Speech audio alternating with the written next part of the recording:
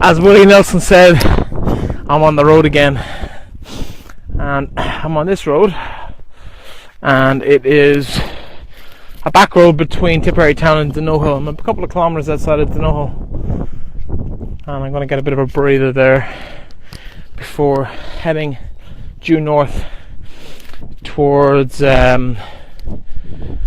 can't remember the name of the town. Cappagh White. Cappagh White's this evening. But it's all good. It's a bit cold and windy, but it's not wet. But it's due to turn tonight, and with snow promised for tomorrow. So the next couple of days are going to be interesting. I think the gloves and scarves and hats will all be out in force tomorrow. But it is what it is.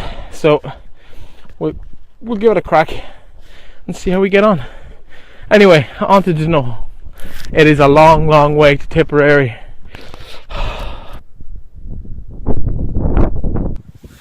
So I got as far as Cappagh White this afternoon, and I was standing at the sign with all the information on it, and I was approached by a gentleman who is here to my right hand side, who's Francis Griswold, and he's a local of Cappagh White, and he has brought me back down to Donohill because I took a little wrong turn and I missed some pretty cool, impressive stuff along the way, which is namely this building behind us. Not a building as such, but a structure. It's a Beara at Donohill, which is where the O'Dwyer family were based, and they would have had a structure here and a kind of a settlement here.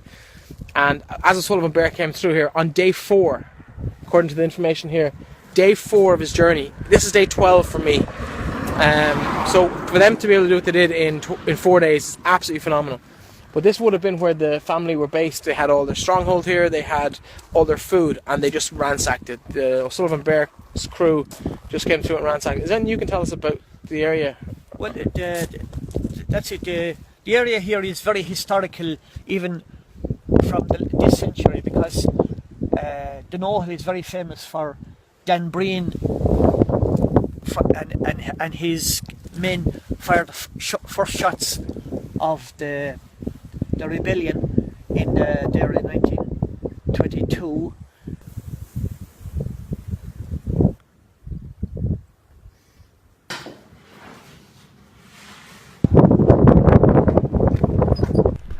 I am back in the hill. Surprise, surprise. It's not quite that bad though. Let me just block out the sun with my head. You see the road behind me. It's a small country road, and it's on the shoulder of the Red Hills. As something flies into my eye. So I'm on the shoulder of the Red Hills, and I'm heading for the metal bridge close to Hollyford, where I'm hoping to meet Siobhan Ryan, who I am staying with this evening. The O'Briens and the Ryans, the O'Dwyers and the Ryans would have been the chieftains around this part of the world when O'Sullivan Bear came through. And as you saw in the video earlier at Donohill, where they raided the O'Dwyers' Moat and Bailey, as I would have known it in school, but Motte and Bay, yeah, I'm not quite sure. Well, depending on who you talk to, different pronunciations. But the Moat and Bailey, the castle where they held their supplies, and that's where they fed after 4 days on the way. Phenomenal, absolutely phenomenal journey. Now, in the hills here to my left hand side, you will see parts of the, you probably can't see it that well to be honest, but there are the construction of a wind farm is happening. Nothing really new along the way. There's been wind farms the whole way along the route, but the Multeen Way goes through these mountains right up and over, and unfortunately they recommend a route around the mountain rather than through.